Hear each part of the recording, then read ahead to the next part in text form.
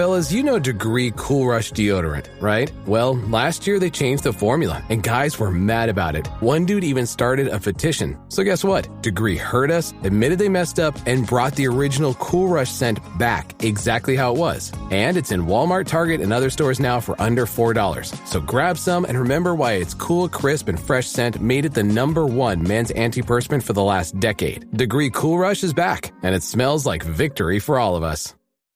Auto insurance can all seem the same until it comes time to use it. So don't get stuck paying more for less coverage. Switch to USAA Auto Insurance and you could start saving money in no time.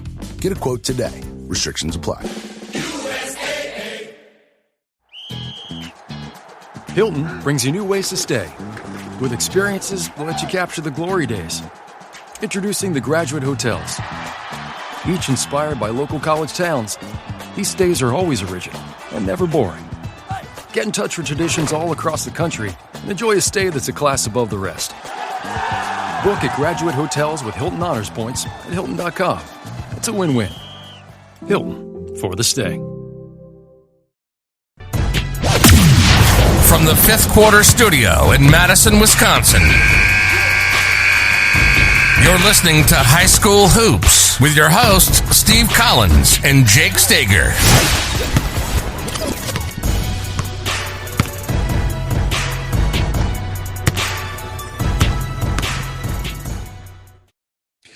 Hey everybody, welcome to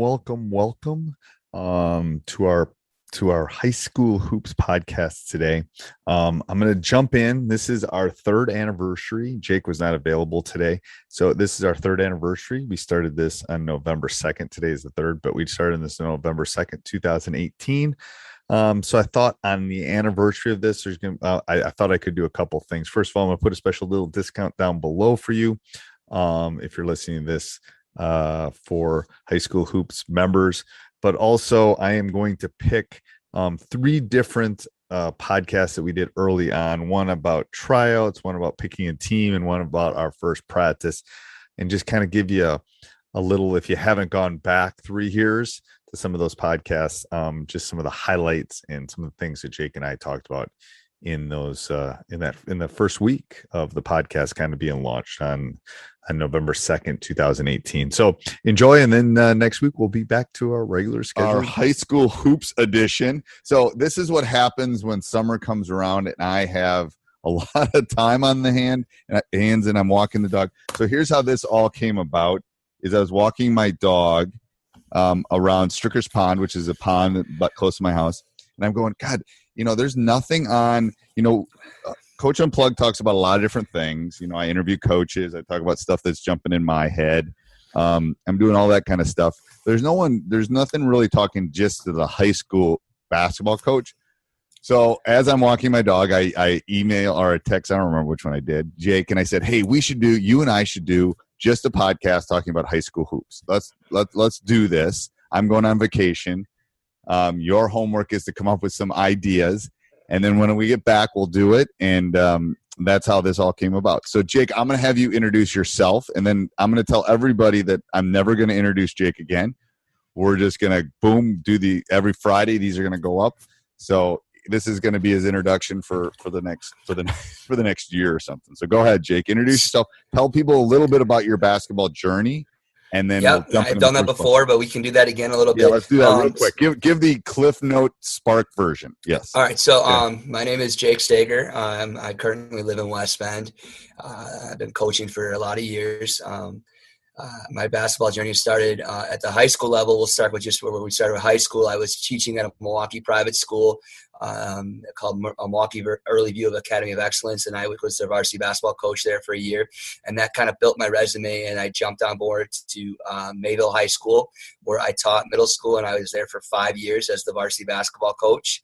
And I was barely, almost not even 25, 26 years old, with not a lot of the experience and so forth. And I think my journey really in this podcast will help other coaches in regards to that whole experience. So I look forward to touch on that. After my 5 years, I got an opportunity to coach at a junior college called UW-Washington County. It's a junior college in the state of Wisconsin. And I was the lead assistant coach this year, and I learned so much under head coach Steve Murphy. great friend of mine, and we did something really special this year. We won a conference title, which has not happened since 1978. And then we won our first state championship ever in school history. After that, it just made a lot of sense for us to kind of leave the university on top. And I kind of miss high school basketball. And a good friend of mine named Nick Miller, he's the head varsity basketball coach at Cedarburg High School now. And now I am going to be his lead varsity assistant. And as Coach always talks about on podcasts, it's about finding the right fit. I think right now in my life, being a varsity assistant is perfect for me. I have 2 younger children. My son is 7 months and my daughter's 5 years old. And I'm just not ready to be a head coach again for a while. I know that that's going to be in my forte as we move up. I'm constantly building my resume, constantly doing things, great things. And working with Coach Miller at Cedarburg will be a great opportunity to be in a great conference, playing some really good teams this year. And, again, I'm looking for that ideal job in the near future, but not for a while. Is Coach Murphy still coaching? Coach Murphy also retired. We decided to leave it on top. Okay. And he retired from teaching, but now he's back at he took a teaching job up in Oshkosh North, and he's taking care of his father and his mother. They're getting older. And we kind of talked about this idea of, you know what, let's leave it on top. It was a great memory. It was a great year and a new adventure. And I just really love high school basketball. College is great, but there's something special and about high school basketball that I can't get away from. And I don't, again, it's always about rejuvenating yourself and finding that right fit. And I'm just excited to be part of Cedarburg basketball. We've had a lot of success over the years with Diener, and we look forward to continue that with our own brand, as we'll talk about later, the importance of that as we move forward this season. So, okay. All right. Perfect. That was Cliff Note version. That was awesome. Great. Yep. So go ahead. Let's do the question what's the question for this week or the topic? I think the one thing that we could start off really early as high school coaches is examining, number one, what type of players that you'll have for the upcoming season. How do we evaluate that with tools, and how do you do that in regards to whether you use tools? Do you have meetings? How do you evaluate your players? And then using your finances to make decisions for your season. So basically, how do you brainstorm in regards to your upcoming season with what type of players you're going to have? So let me delve into this a little bit more. What do you mean by type of player? Let's delve. Well, what I mean by type of player, like strength and weaknesses, you're evaluating what you have. So a couple years ago, I had no point guard. I had to evaluate would I bring up a freshman or a sophomore to take the point guard position. What is my team going to look like? I don't think in October and November we make those decisions in regards to what our team look like. We're already making those choices. We're already starting making those decisions already in March after the season's over. Right. What is our team going to look like? So basically you're looking at, all right, what are my strengths and weaknesses with my players? How do you evaluate that? How do you go about with your staff? And we can touch base on this a little bit more, but the idea is. Yep. So here's my thought. I'm going to interrupt for a second and brainstorm a little bit.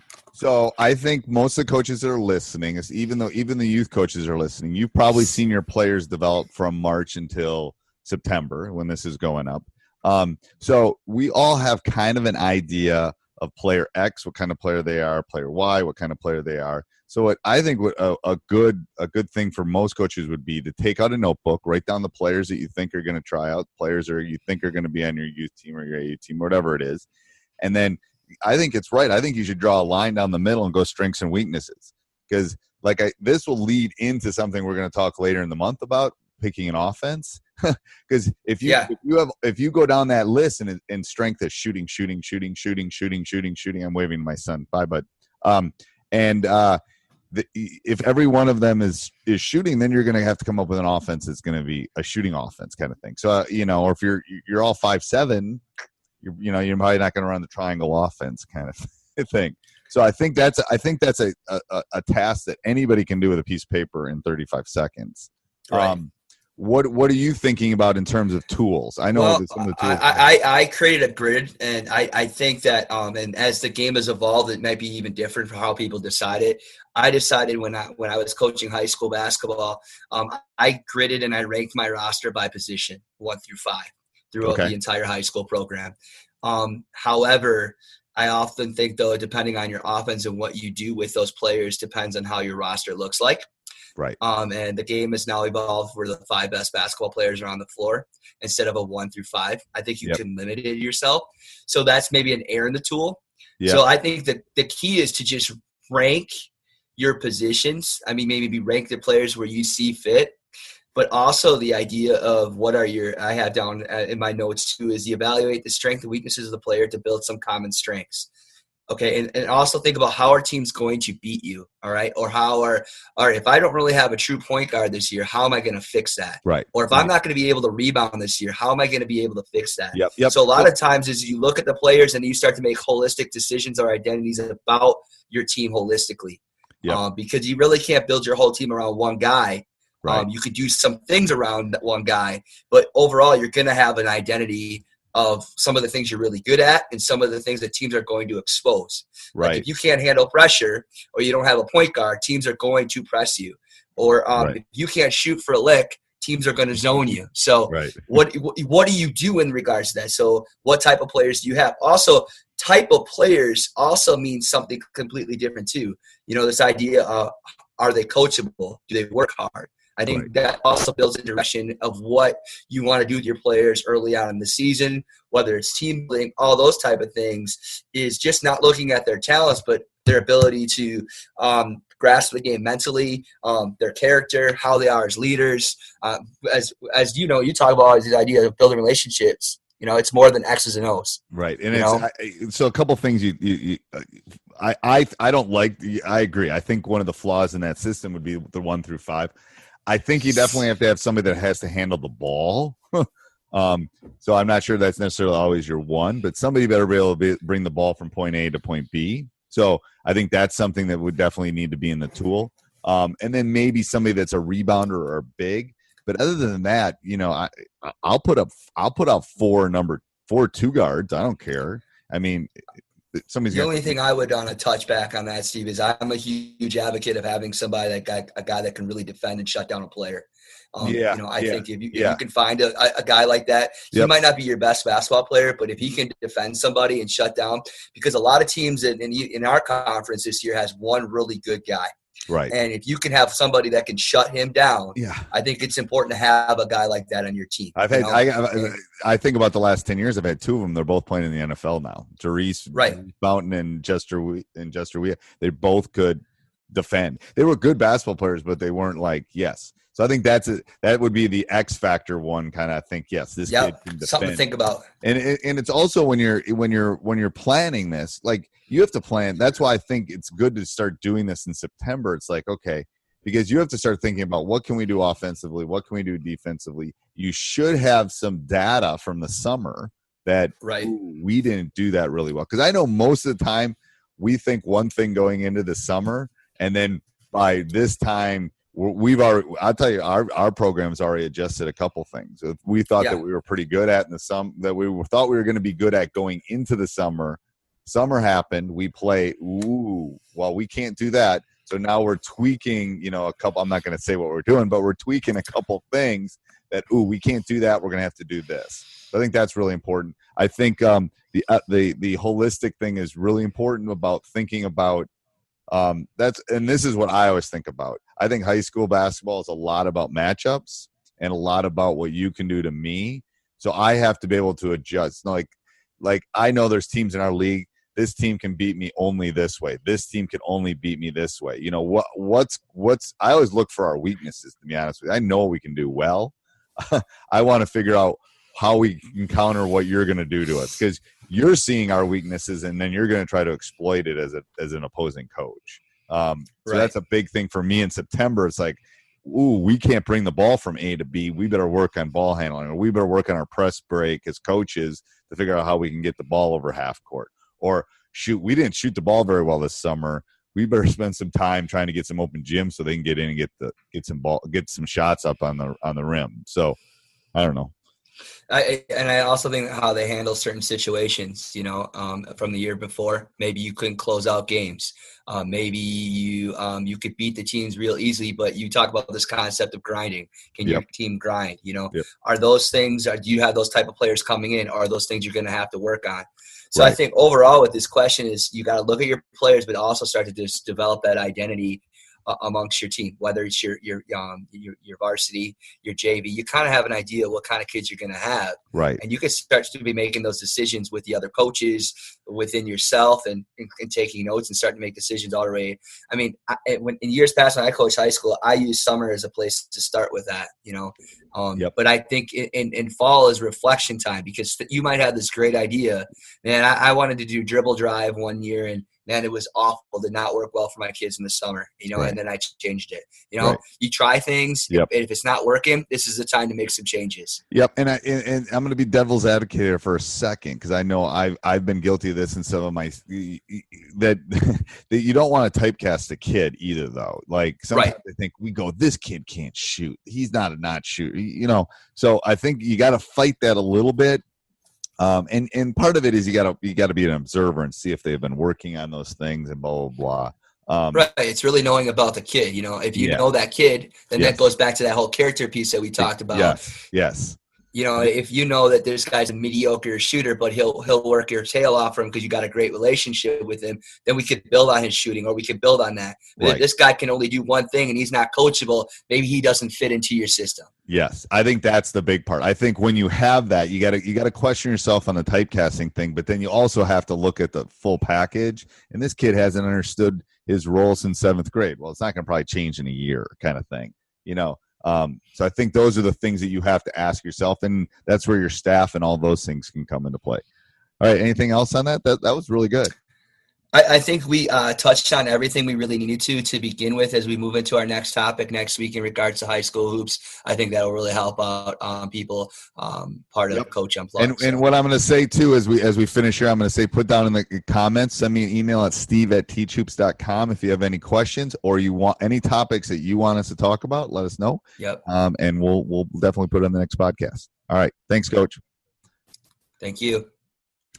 Hi, Coach. I hope you enjoyed that. Again, make sure you go over, subscribe, and like, please. We would really, truly appreciate if you could take 30 seconds, go over, check out teachhoops.com for coaches who want to get better. 14-day free trial. I can't imagine a better time. We're all kind of back into that fall mode about thinking about your team. We're redoing the site, so if you're thinking of getting in, now is the time to do that. So have a great weekend, and we will see you again on Monday.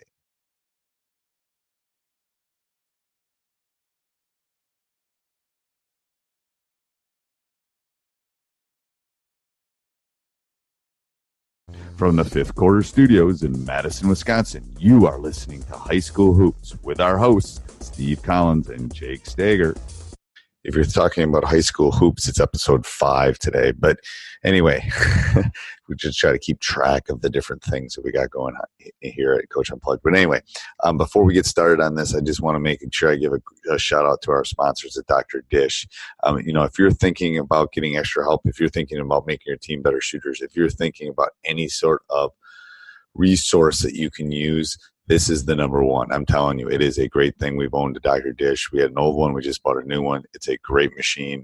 You will not be disappointed. And because they are our sponsors, if you mention Coach Unplugged, you'll get a $300 discount off your next one. They have financing. They have ways to work with you. Just contact them. Tell them that they heard about them on our podcast, and they will take really good care of you. I trust you. I trust that they will do that. So here we go. Jake and I are going to talk about tryouts today. So this will be a fun one. And make sure you subscribe and like. If you're liking these high school hoops, let us know. If you have any specific topics, we would sure love to hear. All right, episode 5, take number 2 of this one. I don't know, something was happening with the recording, so it is what it is. Right. Not live, but I'm tech, but I'm not that tech. So, all right, so episode 5 of High School Hoops. What do we got for this one?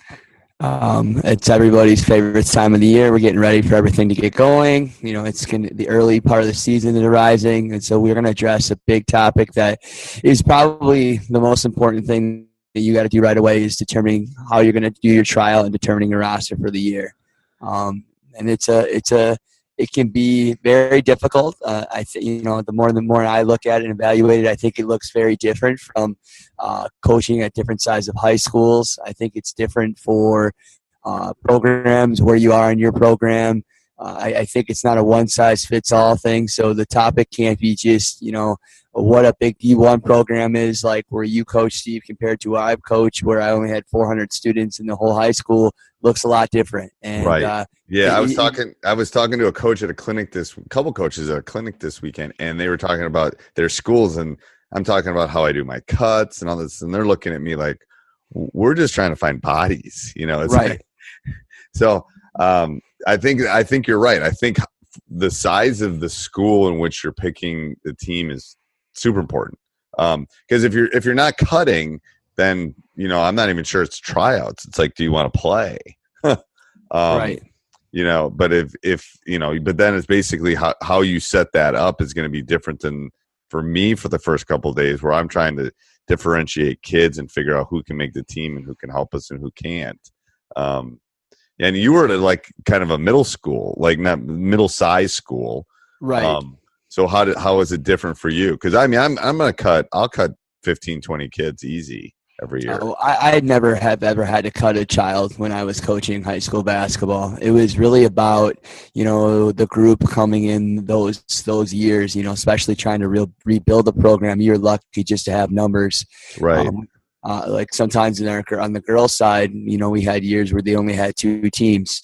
We've always been lucky enough to have 3 teams, but some years you're trying to survive to even have 3 squads. Right. Kids become ineligible. Kids get hurt. Kids quit because they're not happy because they're not getting their minutes. It's a very difficult task for those people trying to rebuild the program out there. Right. It takes time. There's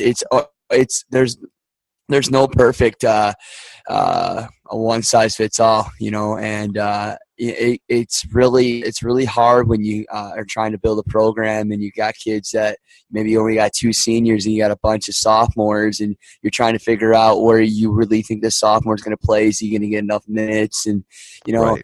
and then also every state is different. I think we're under a lot of stress in the state of Wisconsin because we only really have time with our kids in the summer, and it's limited. Right. A lot of the other coaches out of states, they really understand what their kids are doing. And a lot of these guys are just all basketball kids. Our guys are playing other sports, and right. we only have them for a limited period of time. I think a lot of other a lot of other states, you can like work out 4 or 5 kids at a time. You can't have necessarily a practice, but you can work them out during the year. Yeah, like we're basically in a dead period during the school year. It's really hard. You just have open gyms, and that's basically it. And for us, and it's also depending on the relationship that you have with your AD and your schedule or where things start. A lot of coaches that probably have new jobs this year are getting an early game right away as their season starts, and you're wondering how to fill everything in, and you're stressed out. You got tryouts, and you want to get this over with because you want to get right to the gritty and get your team going and start building all those things. The first couple of days is very stressful.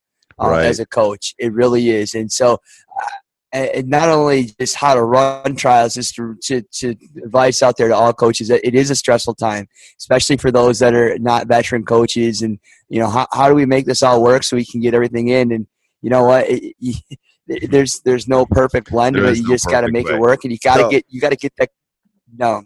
Yeah. Yeah, I agree. There's no perfect recipe. I think we'll talk about we'll talk in a second about what we think would be important things to do during tryouts.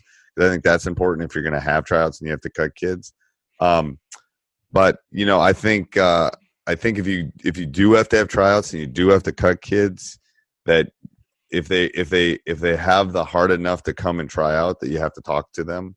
You and I have talked about this before, that I'm not a big one on posting numbers or listing if someone is wanting to try out for my program, I'm going to sit down and talk to them. I'm going to have a conversation about why they didn't make the team or they did make the team.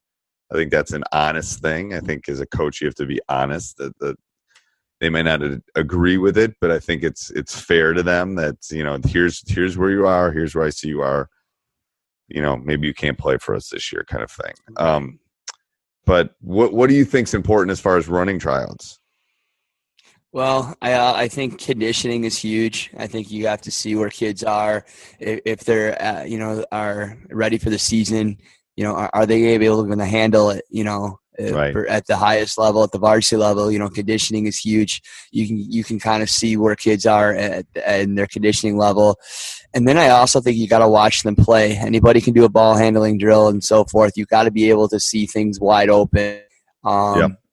And you're going to know who your top players are from already in the summer and so forth. And it's making those individual decisions and, those couple maybe key players or finalizing your roster that you really got to look at. So gearing what you're going to do with that to make those decisions are the big things. Yeah, and I think something's really important too. It's like when you're saying you got to have them play, I'm not necessarily convinced it has to be 5-on-5, because I use the analogy this weekend. It's like you could put me on the Bucks. We might not win, but they can hide me. If someone posts me up, they can double. There's all sorts of things you can do on 5-on-5, and you can kind of hide. That's why I think in tryouts it's important to do 1-on-1, 2-on-2, and 3-on-3, where they have to show their individual skills. They have to play together. If you play 2-on-2, or you've ever been to a Gus Macker tournament, you're playing 3. You can't hide. There's too much space. So in 2-on-2, 1-on-1 obviously gives you one aspect of the game, and then 2-on-2 gives you a different aspect because, one person's not going to beat 2 defenders kind of thing. So I think pulling that into your tryout practice plan is extremely important. I think there's also just, I think everybody is concerned these days in how schools run and everything about making sure that you're doing it in the proper way so you don't have a lot of politics and issues as a year goes on and doing it right, And, it's such an overwhelming thing because you're trying so hard to get that roster set up, but you're also trying to make sure that you're making the best effort to give every kid a chance and be fair. Yeah. But in the end, you have a good sense of idea what your team is going to look like already. So, like another question I have as a bigger program is how do you divide up your tryouts and so forth, especially for our listeners out there, for like a high school like that I had, there's times where we would have the whole program be trying out together. I don't see if that's the case from a bigger high school. What does it look like for you compared to maybe a smaller high school like that I've coached at before? Yep. So yeah, we're a school of about 2,000. So I usually have the freshman tryout with the freshmen. Obviously, if I know of you and have seen you play, then I might move you to a different level at that point. Hey, Coach, I hope you're enjoying high school hoops. Go over and check out teachhoops.com, our sponsor, or one of our sponsors for this podcast. Go over and check them out. 14-day free trial right now. I think you'll love it. Videos, resources, community, other coaches. It is my little baby. So go over and check it out. And as a high school hoop list podcast listener, type in school and you'll get 10% off a lifetime of your membership. So it seems like a great deal to me. Go over and check it out. Let's get back to high school hoops. And the same thing goes with sophomores. I might have a sophomore come try out with me. I've had what I've done before. I'm trying to think of my son's group. I might have had 3 or 4 of them come up, and then most of them they tried out for a day or so. And it's like, well, you guys aren't really ready, and here's why, and I want you to be able to play. So I move them back down and let them try out to sophomore level then.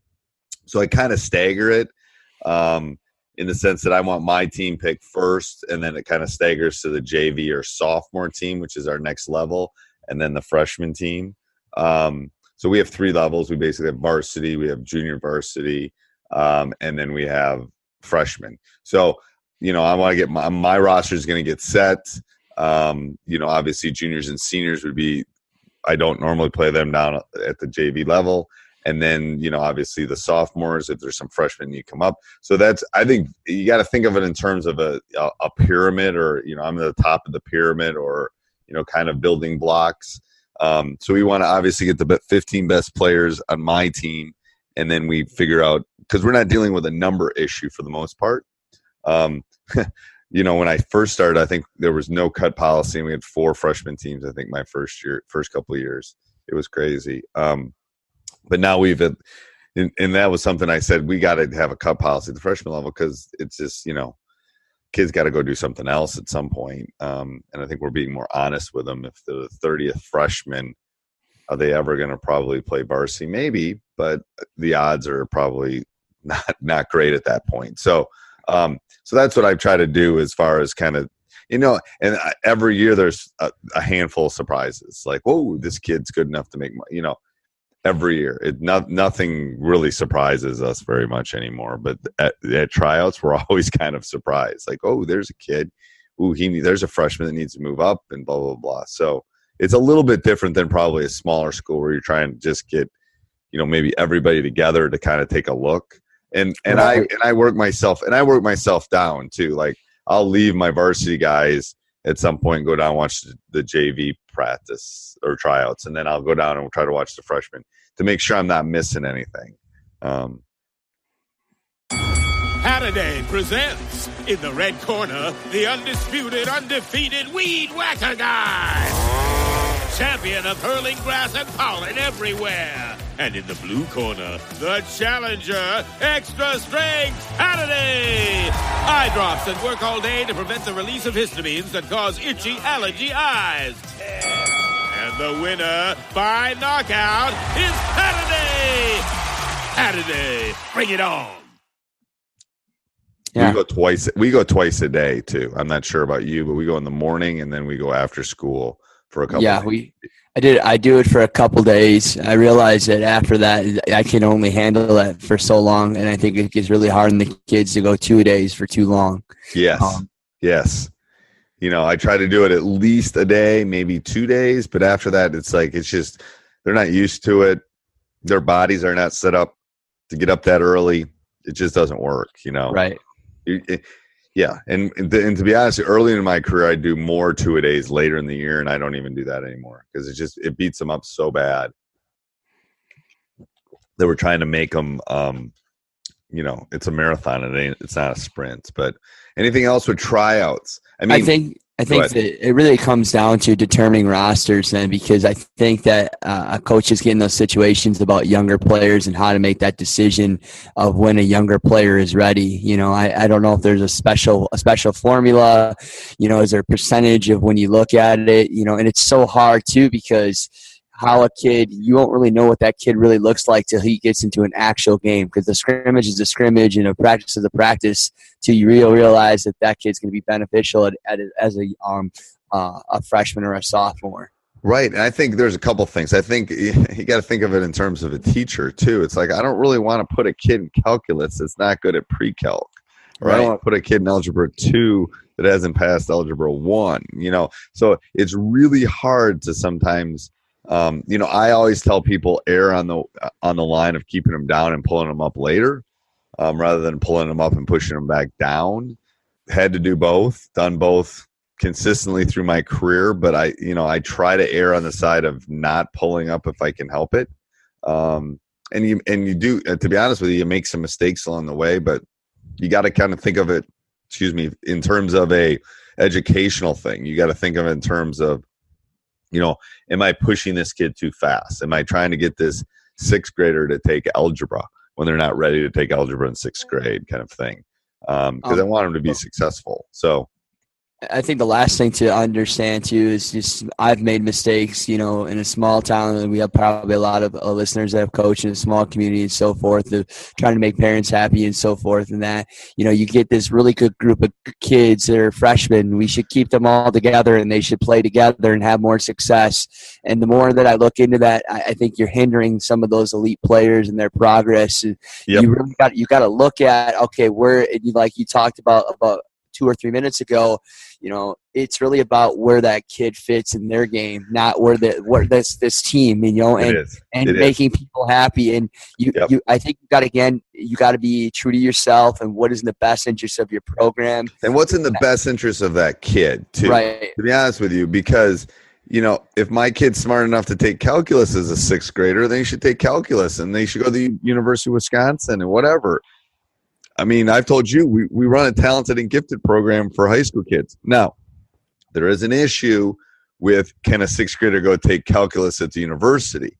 There's a maturity level. Even if he's ready, maybe you don't do it. So there's a very fine line there that you got to kind of balance and read the kid. You got to really try to read the kid, in my opinion. Read the parents, read the kid, read the maturity level. because sometimes it's not about the skill level. It's about, can they handle being on a varsity roster? Can they handle the practices that are going to come with it? Can they handle those things that are going to happen every day? So that's as big an issue sometimes, I think, too. Right. You get a lot of slack, and you feel the pressure of numbers, and you keep groups together to continue the numbers to grow and so forth. And it becomes hard, but you also, I think, you have to realize is in the best interest of the kid. I think you put a great point, but there is pressure that you're going to get when you're selecting rosters from previous youth coaches saying, "Oh, we need to keep this group together. They're going to be the best group," and especially in the small town communities. And you just got to go with what is your key players, putting them in the right positions, right? Not trying to make anybody else happy. If they're ready, you're challenging them. If you're ready, you're challenging them. That's what you want to do. The way you get better at things is you're challenged. You make mistakes. You have to fight through that. And one point that we did not make is, I think there's no difference between tryouts and the first day of practice. You better have a plan. You better know exactly what you're doing when you walk in that gym. You better have every minute of every second planned out, ready to go. Here's what we're going to do, blah, blah, blah, blah, blah. Military precision when you're doing this. It shouldn't be any different than your normal practice as far as, expectations and that kind of stuff, even if you're having a cut or not having a cut. Especially in the smaller towns, if you're not cutting and you may be quote unquote a tryout, but that you're setting the precedent for every kid that's coming back. So right. All right, sure. Good. Any other things? That sounds really good. No, I think it's perfect. I think that we can young coaches out there taking on a high school job is, just focus on looking at the real ability in each player as you make those decisions. Don't worry about the group, and then I think you'll make the right choices as you move forward this season. Yeah, and it's funny because we've talked about this in ttroops.com so much. It's like the two big things is getting your kids to play hard. I'm telling you, it's parents, and it's getting your kids to buy in and play hard. And this is a big one. Tryouts is a big one in that first category because you're dealing with parents. And at some point we should probably talk about after cuts, but we'll do that on a different one. So it sounds all right. Good. All right. See you next week. Bye. See ya. Bye-bye. Bye. Hey, Coach, I hope you enjoyed that. Again, if you love these, go over and check out ttroops.com for coaches who want to get better, 14-day free trial. Also, make sure that you subscribe and like. That really helps us in iTunes. And I'm hoping that I've gotten great input so far on the high school hoops on Fridays. But if you have any input, anything you want us to talk about, you let us know. And have a great weekend. Hopefully stay warm. Get some of that lawn work done before winter and the holidays come. So we'll talk on Monday.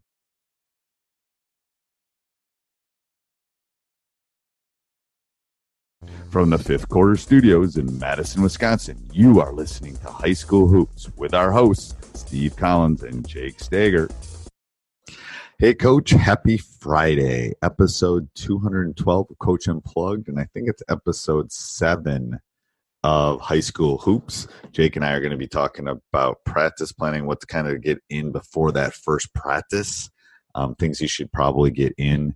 But before we get to that, I'd like to do a shout out to Dr. Dish, our sponsors for the rest of 2018. We really appreciate that. It is a machine that is not only durable but versatile, has technology, and it makes your life easier. That's the easy thing. And the balls don't get really caught anymore like the old machines 20 years ago. So it's a great thing. I love the way the ball comes out of the machine. It's so much better than some of the older machines. So go over and check them out.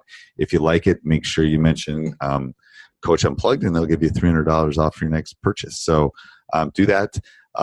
Also, go over and check out ttroops.com. If you're looking to take your coaching to the next level, I can't imagine a better place or a better time of the year to go do that. 14-day free trial. Come join our community and be a T-Trooper. All right, let's get off to the podcast. I know Jake and I are always laughing and having a good time, and I'm hoping you're getting something out of these high school hoops. So here we go. What to get in before that first practice. All right, here we go. Episode 7 of High School Hoops. Jake and I we're laughing because he just told me the topic, and I go, okay, well, I don't know if we're going to have enough time in the day to get this one done, but we'll give it a shot. And this is because I'm balding or gray hair. All right, so tell the topic for this week. I'm a little afraid now, but what the question of the day on this Friday is what I should get in before the first game of the season. And, everybody thinks that they can get everything in before everything hits the road for the first game of the season, but I don't believe that that's totally true. No, and I think it goes back to either going back a couple episodes where I think you got to map it out. You have to look at who you're playing, and you can't have 7 out of bounds plays in for the first game. You can't work on all your, it's going to suck if it comes down to the last 30 seconds and you haven't worked on situations. I get it, but that's what keeps me up at night. It's like, oh crud, we haven't done this, or maybe they'll, 3 years ago they ran a 1-3-1 against us. So you gotta pick your battles. And I think you were making a point of this too. You gotta pick your battles. You gotta get really good at some things early, before that first game. You gotta obviously have an offense and a defense and a press break and out of bounds play. Yeah, I mean, we can go through the list of the specific things you need, but you got to get good at some specific things before that first game. You're not going to have everything in. To be honest with you, you can probably outcoach people earlier in the year because everybody's in the same boat. You're going to have to adjust on the fly. Maybe you're going to have to throw a zone at them and they haven't done a zone yet. You might have to do it in a timeout, something like that. So those are some of the adjustments I think you have to make before the first game. What's your thoughts?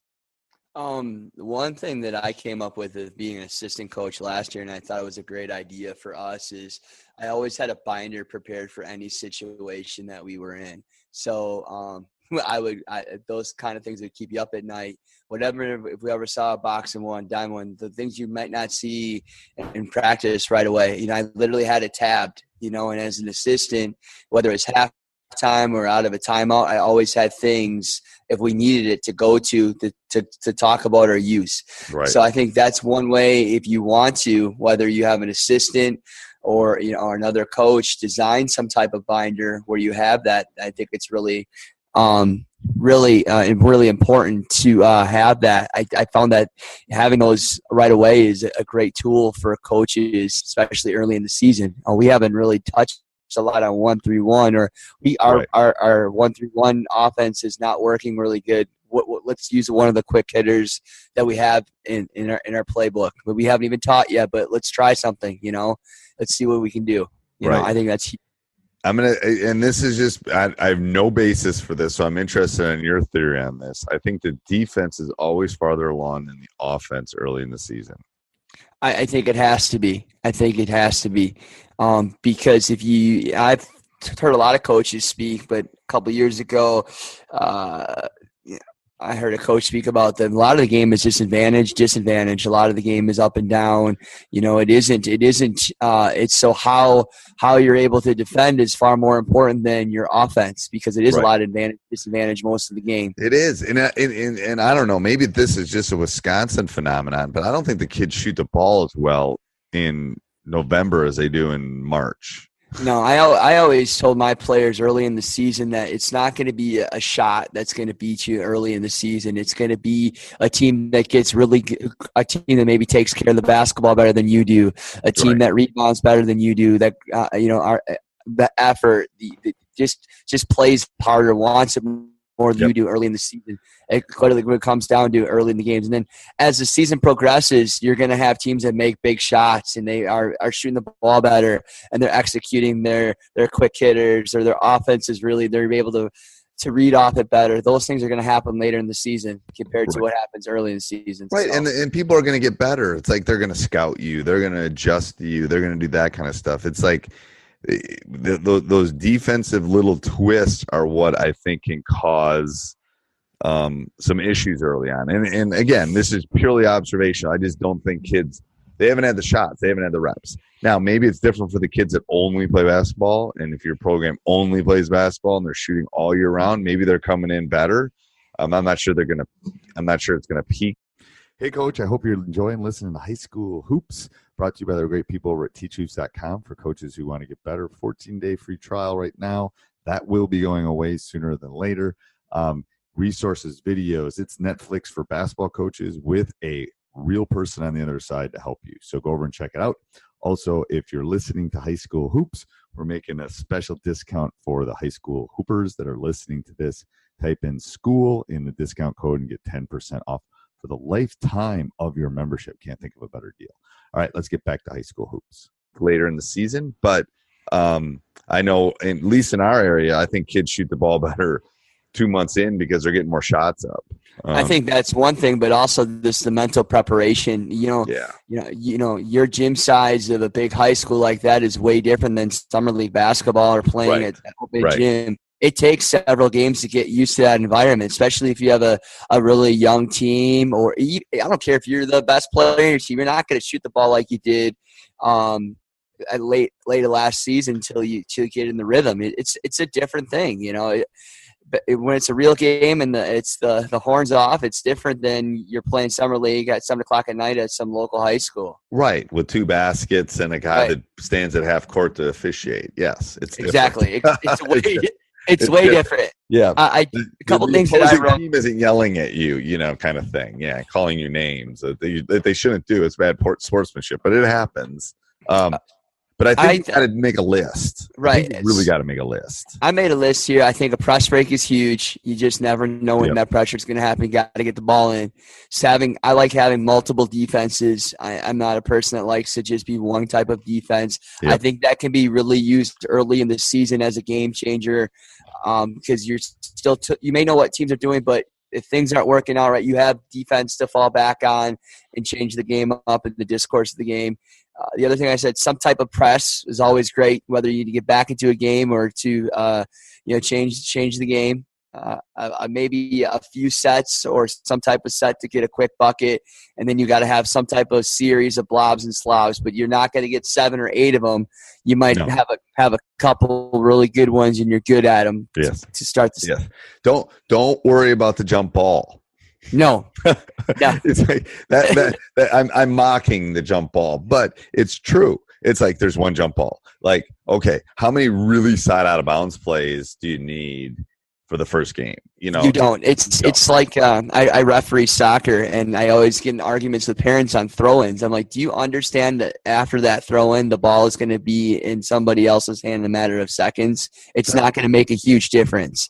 And so I think you got to look at your criteria is what are going to be the big difference makers early in the season for you in your early games.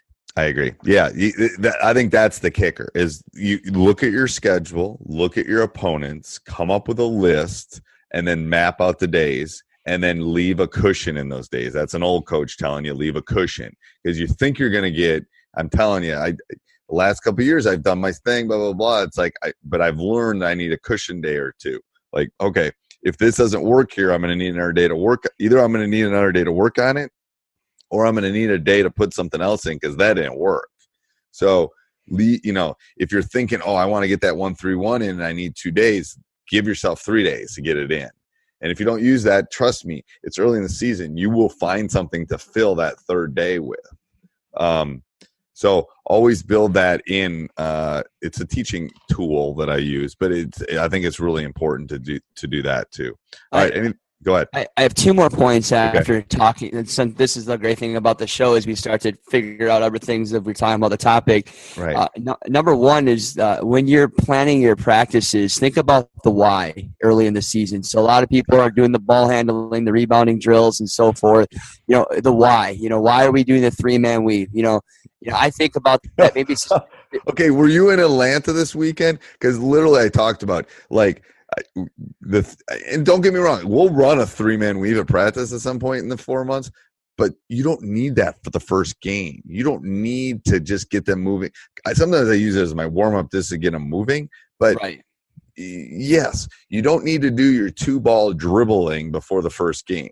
You can build that stuff in, or you can have them come in the morning. I think that is a huge point that anyone that's listening is like, again, and this was what I talked about practice planning when I was down at the clinic. And it's like, you got to ask yourself, what are we about, and why am I doing this at practice? Yeah, and you'll love this. I'll send you the video, but I talked about rebounding and how we run our rebounding. In every shooting drill, we have a rebounder. Well, the rebounder has to put the ball back in. Well, a coach asks, well, why do you do that? I go, well, first of all, he's just standing there. He's not doing anything. I want him to do something. Second of all, I want to teach offensive rebounding because I think offensive rebounding is really, really, really, really, really, really important. Third, he's learning to read the ball off a missed shot, which is half of offensive rebounding is reading the ball. The other half is just wanting to go get it. And then I told them my theory is if they get an offensive rebound, they get to shoot it. And you tell any kid that they get to shoot, they'll go after an offensive board. So those are my whys. Why am I doing that? So you have to ask that even more condensed in the first week, I think, because you don't have the time. You know, when you're playing one game a week or, you know, 2 games maybe in a week, you have some more time. You don't have time. You're under the crunch in that first week. So I think that's a really important thing that Jake just said about ask the why. Why are you doing that? And the more and more as you get experience coaching, find ways not to always have to coach things in isolation, be able to do multiple things at once. Yes. How can you accomplish footwork with 2 to 3 other skills, whether it's rebounding or defensive positioning? How can you – so often when we're coaching, you know, it becomes really easy to just focus on one thing when really you need to be able to do multiple things. Your time is limited. Yes. And guess what? In the game of basketball, you can't just do that one thing at one time. It's just not realistic for the kid. The last thing I would really think is important is conditioning. Always make time to make sure that you're conditioning your players. You know, maybe hopefully all your players will come in and be conditioned when they come in, but it's not always what's going to happen. But being conditioned can really give you an edge early in the season over other teams if you take the time to really condition your kids. Yep, I think those are both. Okay, we're going to end with that. All right, I'll see you next week. That was really good. Sounds good. All right, sounds good, Coach. Bye. Hey, Coach, I hope you enjoyed that as much as I did. Make sure you go over, check out teachhoops.com for coaches who want to get better. 14-day free trial. You know, on the high school hoops thing, I have not talked about as much the free resources over at Teach Hoops on YouTube. So go over and check that out. I think you'll really enjoy it. There's over 1,000 coaching videos there that you can hopefully delve into.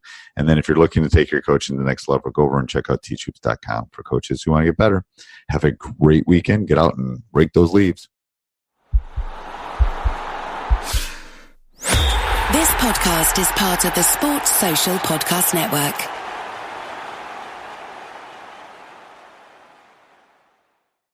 You just realized your business needed to hire someone yesterday.